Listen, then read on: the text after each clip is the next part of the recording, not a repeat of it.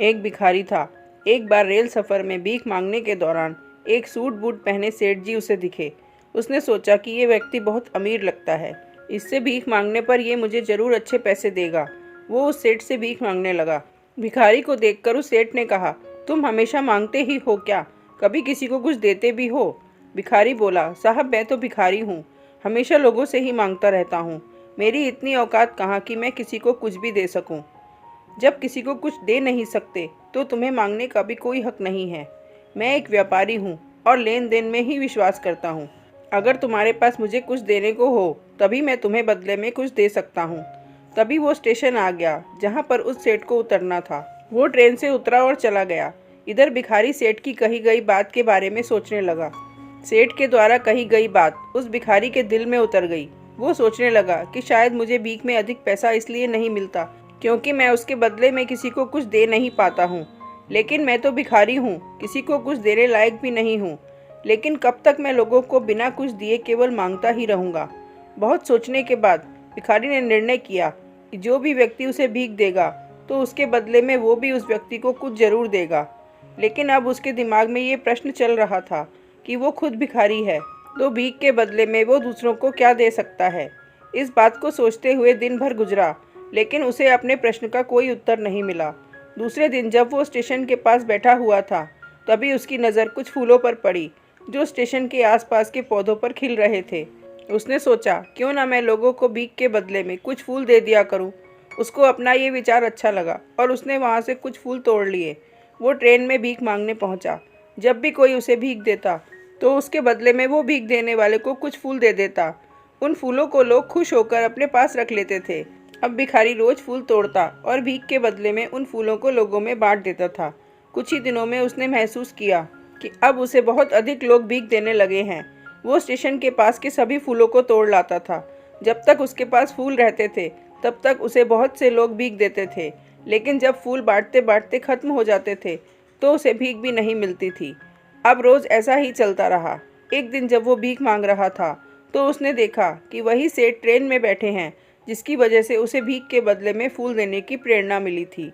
वो तुरंत उस व्यक्ति के पास पहुंच गया और भीख मांगते हुए बोला, आज मेरे पास आपको देने के लिए कुछ फूल हैं, आप मुझे भीख दीजिए, बदले में मैं आपको कुछ फूल दूंगा। सेठ ने उसे भीख के रूप में कुछ पैसे दे दिए और भिखारी ने कुछ फूल उसे दे दिए। उस सेठ को ये बात बहुत पसंद आई। वाह क्या बात है, आज तुम भी मेरी तरह एक व्यापारी बन गए हो। इतना कहकर फूल लेकर वो सेठ स्टेशन पर उतर गया। लेकिन उस सेठ द्वारा कही गई बात एक बार फिर से उस भिखारी के दिल में उतर गई। वो बार बार उस सेठ के द्वारा कही गई बात के बारे में सोचने लगा और बहुत खुश होने लगा। उसकी आंखें अब चमकने लगी। उसे लगने लगा कि अब उसके हाथ सफलता की वो चाबी लग गई है जिसके द्वारा वो अपने जीवन को बदल सकता है। वो तुरंत ट्रेन से नीचे उतरा और उत्साहित होकर बहुत तेज आवाज़ में ऊपर आसमान की ओर देखकर बोला, मैं भिखारी नहीं हूँ, मैं तो एक व्यापारी हूँ। मैं भी उस सेठ के जैसा बन सकता हूँ, मैं भी अमीर बन सकता हूँ।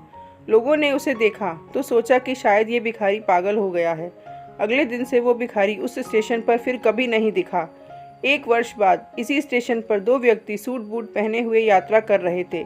दोनों ने एक दूसरे को देखा तो उनमें से एक ने दूसरे को हाथ जोड़कर प्रणाम किया और कहा, क्या आपने मुझे पहचाना? सेठ ने कहा, नहीं तो, शायद हम लोग पहली बार मिल रहे हैं। भिखारी बोला, सेठ जी आप याद कीजिए, हम पहली बार नहीं बल्कि तीसरी बार मिल रहे हैं। मुझे याद नहीं आ रहा, वैसे हम पहले 2 बार कब मिले थे? अब पहला व्यक्ति मुस्कुराया और बोला, हम पहले भी 2 बार इसी ट्रेन में मिले थे। मैं वही भिखारी हूँ जिसको आपने पहली मुलाकात में बताया था कि मुझे जीवन में क्या करना चाहिए, और दूसरी मुलाकात में बताया कि मैं वास्तव में कौन हूँ। नतीजा ये निकला कि आज मैं फूलों का एक बहुत बड़ा व्यापारी हूँ और इसी व्यापार के काम से दूसरे शहर जा रहा हूँ। आपने मुझे पहली मुलाकात में प्रकृति का नियम बताया था जिसके अनुसार हमें तभी कुछ मिलता है जब हम कुछ देते हैं। लेन देन का ये नियम वास्तव में काम करता है।